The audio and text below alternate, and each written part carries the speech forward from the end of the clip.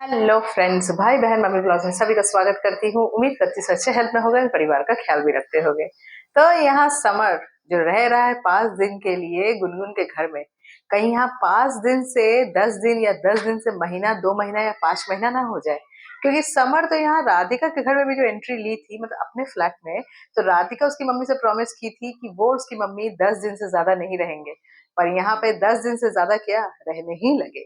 तो गुनगुन, तुमको लगता है समर को रखने में ज्यादा इंटरेस्ट है, इसे तुम समर के रोने गाने में तुम चली गई और उसको तुम रहने दी।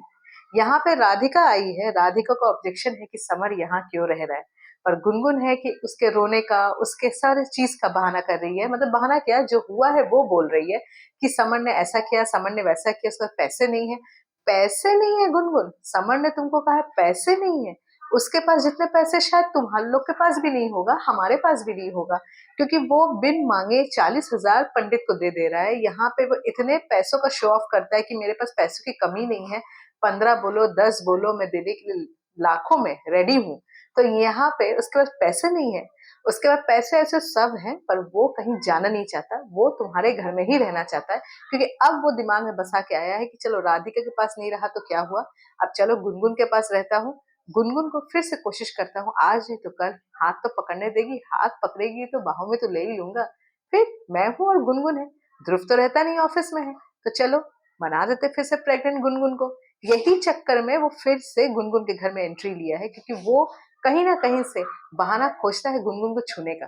अब गुनगुन आज नहीं तो कल छूने तो देगी ही, क्योंकि कितना ना करेगी, कितना ना करेगी। वो जब बगल में बैठ के बात कर रही है, तो गुनगुन का मतलब समझ में आ रहा है कि गुनगुन भी थोड़ा थोड़ा थोड़ा इंटरेस्ट रखती है, क्योंकि वो है एक्स हस्बैंड।